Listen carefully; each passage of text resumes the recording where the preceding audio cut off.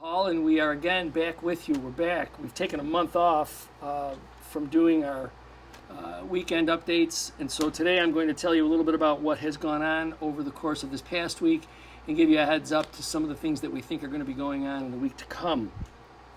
This past week, I had the chance to participate in one of the things that I think is really an important event, and that is Dad's Taking Your Child to School Day. I had the chance to visit over at Henry Kelfus School and at G.J. Mann School. Both schools had tremendous attendance by parents. Dads, uncles, grandparents, moms, everybody was out there. And so again, hats off to the school district for having these days. I want to thank Owen Steed, because what I learned earlier this week is that this was the brain child of Owen Steed to try and get dads to get themselves into the situation with their children in school. I think it's important. The science supports it. So congratulations to the fathers who were able to take the time to do that. And to those fathers who work or some other circumstance got in the way, do what you can to try and see if you can address that in next year, because I think it's very, very important. It's important not just for your student, it's also important for you. We had also this past week the opportunity to meet with the various workforce development training groups. They met at a luncheon that the city hosted, and also in attendance was Governor Hochul's Western New York Regional Director, Joan Kessner. We talked about a variety of programs, what we expect to be able to do to train residents of the city of Niagara Falls in a variety of areas. In the next couple of weeks, we'll be announcing essentially a trade vocational training center over at a facility at the corner of 56th and Niagara Falls Boulevard. A partnership involving the city of Niagara Falls, the Niagara County Building Trades, and the state of New York will put together this training facility which will essentially take young folks coming out of high school, as well as those that are out of high school and looking for some career, and hopefully channel them into these vocations, these trade vocations. There's a great need for it. I'll also tell you that by all indications from all of the trade people that I talk to, they are also pretty important or pretty valuable careers. They're very important, but also pretty valuable careers for people to get into. We're talking about jobs that ultimately unfold into $50, $60, $70, $80, $90,000 a year jobs. There's a great need out there. We have an awful lot of major construction projects going forward. Not only, as you all know, the construction of Bill's Stadium over the course of the next couple of years, the Amazon warehouse project right here in our backyard. So there's a lot of opportunity, and so we're hoping that young people who aren't interested in going to college, and there's a lot of them that aren't, will find getting a trade vocation as a good opportunity for you to support yourself and your family. So be on the lookout for that. And as I say, for that announcement probably in the coming weeks. For the last, could be as much as a decade, the city of Niagara Falls has been rated by the state controller's office as a city in significant fiscal distress. You know, I've talked about this now for the last couple of days since the report came out, and this may not necessarily be the most sexy or glamorous thing to talk about, but I'll explain to you why I think it's important. They released their 2001 listing, and for the first time, and I'm going to say I think it's about a decade, the city of Niagara Falls is no longer on the significant financial distress list. What's that mean? Well, a couple of things. One, remember I said it's the 2021 list. So our administration, during the course of the first 2 years of the administration, which involved a little over 18 months as we all experienced the pandemic and what that did to businesses and families and government, we were able to move the city of Niagara Falls into a stable financial position. That's a consequence of having our workforce partner with us. It's a consequence of good fiscal management here at City Hall. And so what does it mean for the city? Well, not being on that list reflects a sense of stability to the business world. and to investors and to developers. They recognize that the city of Niagara Falls is now not as risky a place as they might have thought prior to the days when we were on that list. So, hats off to the people in government here who did that for our community. I think that it will pay benefits, dividends in terms of our development opportunities and our investment opportunities. And I want to make sure that I share that with all of you. We have a couple of things that are coming up.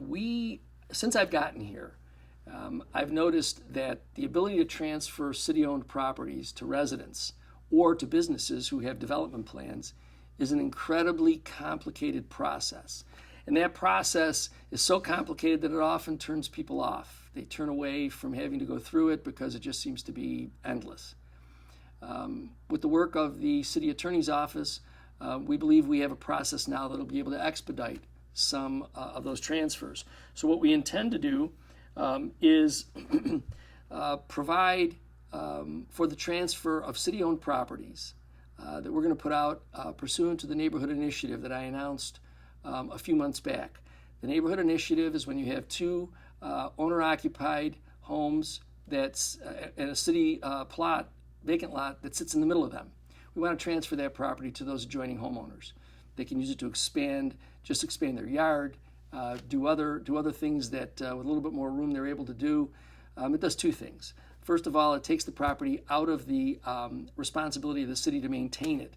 And sometimes those are the most difficult things for us to do, because in connection with maybe a couple of dozen buildings, we also have over 30 parks that we have to maintain. And so also having to maintain individual lots within neighborhoods becomes difficult. And so this program will allow us to be able to put that property into the hands of homeowners who might be looking for a little extra space, whether it's just a space to put a gazebo up, build a garden, do something else that you might be interested in doing it with a little more space.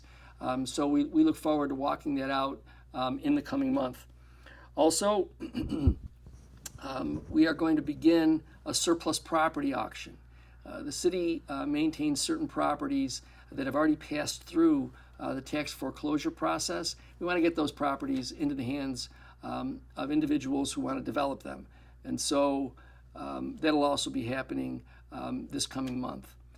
We just think that if the city is no longer the largest single land holder in the city of Niagara Falls, it's better for city taxpayers.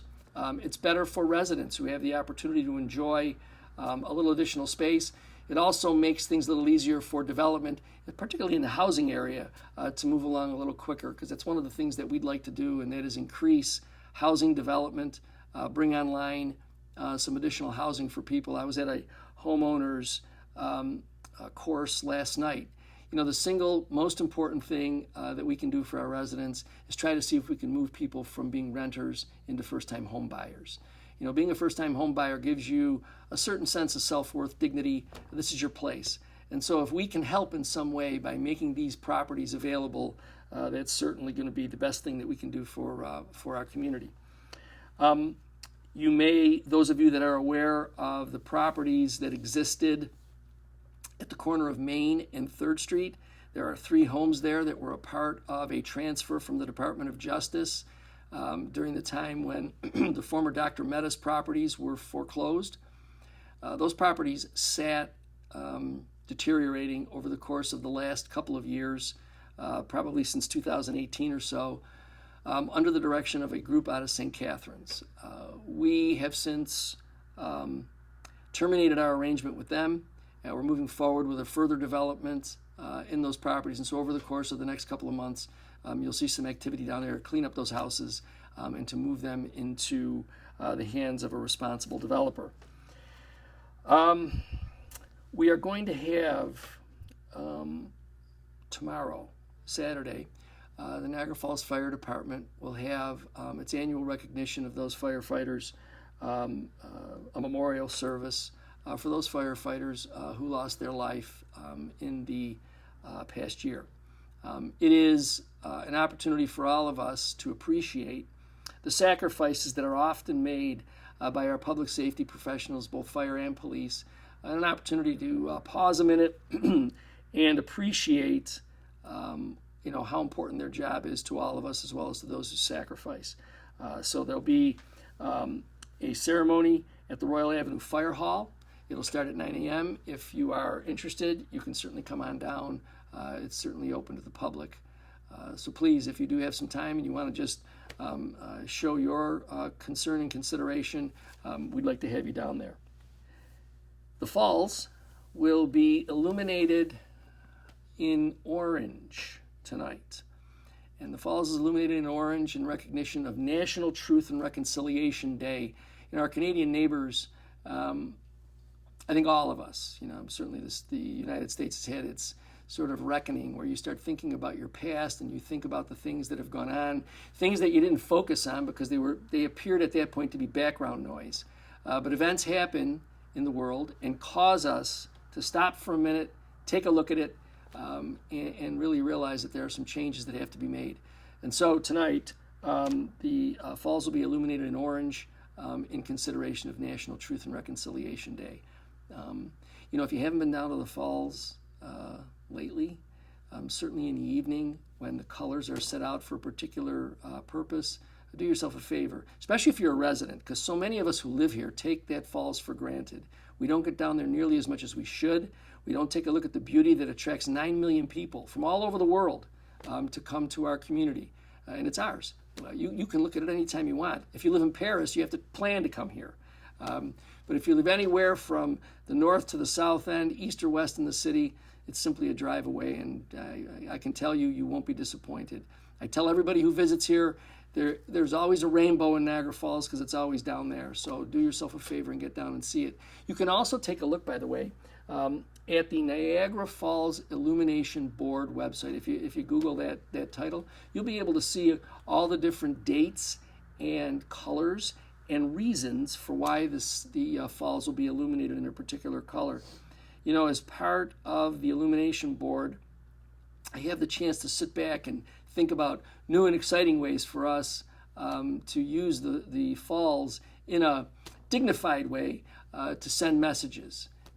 We're looking at a whole host of new opportunities, and so I think over the course of the next couple of years, as beautiful as the falls is naturally, particularly in the evening, we're looking at ways we can make it even more exciting. So there'll be more on that as those plans unfold. I want to remind everyone, since it's been a while since I've been with you, don't forget that if you have concerns, you see things in your neighborhood, or there's an issue that you personally want to bring to the attention of government, particularly in the area of public works, neighborhood issues.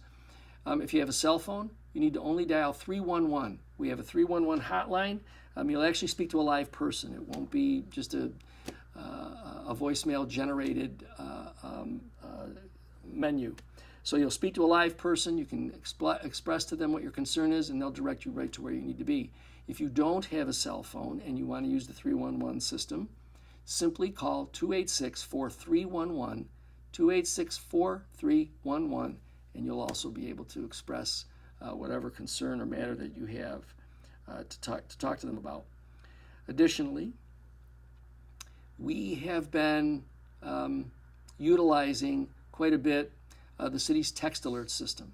If your phone receives text messages, it doesn't have to be a smartphone, but if you receive text messages, if you text the word resident to the number 716-325-5723, 716-325-5723, that's 716 Falls 23. Text the word resident to that number.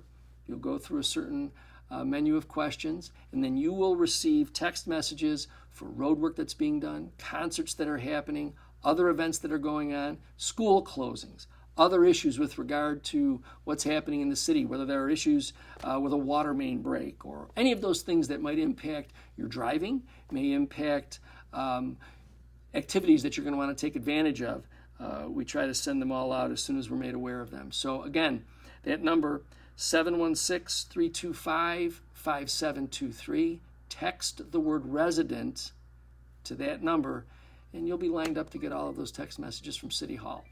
So it's great to be back with you. I look forward to being with you now each and every end of the week.